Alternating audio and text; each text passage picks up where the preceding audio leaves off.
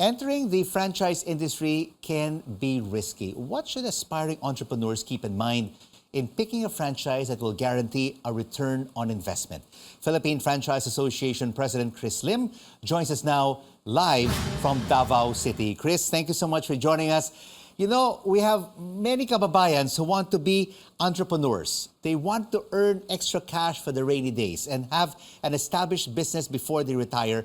How do you help interested franchisees choose the right franchise? Rico, thanks for having us here today.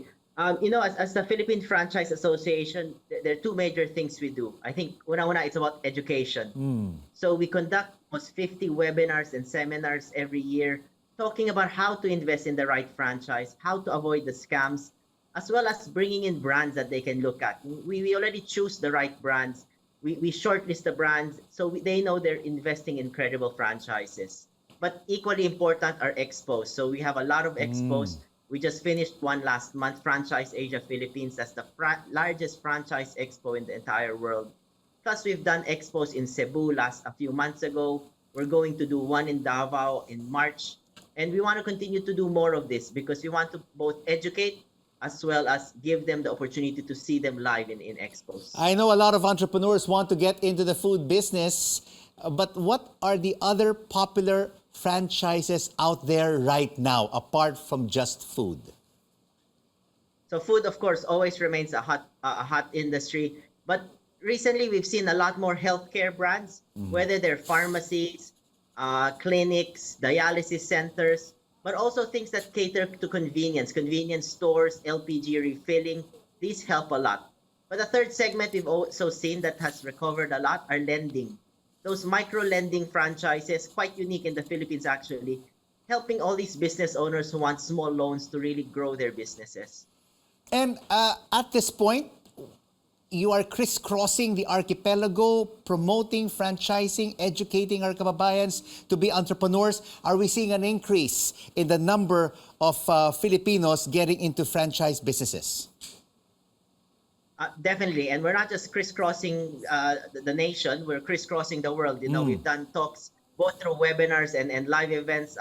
We were in Korea last week. I was in Sydney. We've done events in the US, as well as through webinars. We've done it through Europe. A lot of investors want to invest in franchising. And what we've seen is it's a good mix now.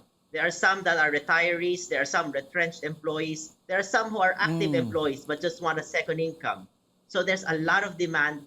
And we've seen it go beyond the pre-pandemic levels now in terms of the interest in franchising. And I'm sure a lot of questions that potential franchisees ask you, what are the requirements and when do you get a return on your investment or your ROI?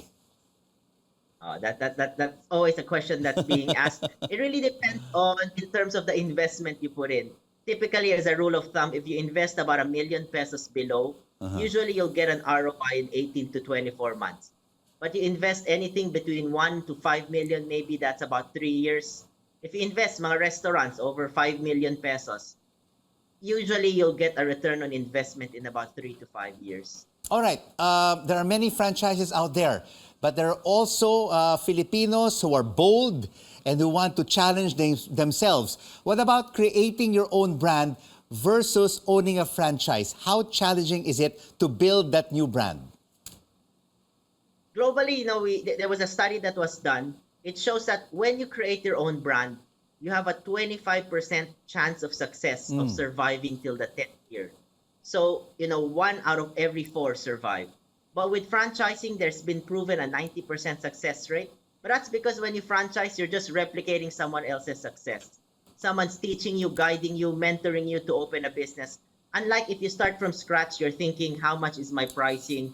What does my uniforms look like? What's my HR policy? When it comes to franchising, everything's given to you and taught to you.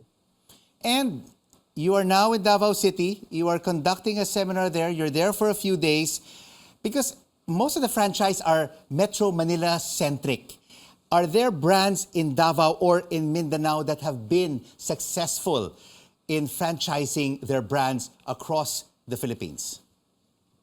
Well, the beauty with franchising, especially over the past 3 to 5 years, maybe more than half of the franchises are now coming outside of Metro Manila. And here in Davao, for example, we have brands such as Sugar Panda Milk Tea, who has about 80 stores around the Philippines, but also started to open internationally as well. You have things like JM Shawarma, a shawarma brand that has about 100 plus stores across the Philippines. But also, I was talking to an entrepreneur here yesterday, Rad Tattoo. It's a tattoo studio. They joined our expo last month. They're already looking for franchisees in Metro Manila and across the Philippines. So beyond food, beyond NCR, it's really quite a diverse industry, franchising. Chris, thank you so much for your insights on the franchising industry and educating our viewers on what it takes to be a franchisee. Philippine Franchise Association President Chris Lim joining us from Davao City.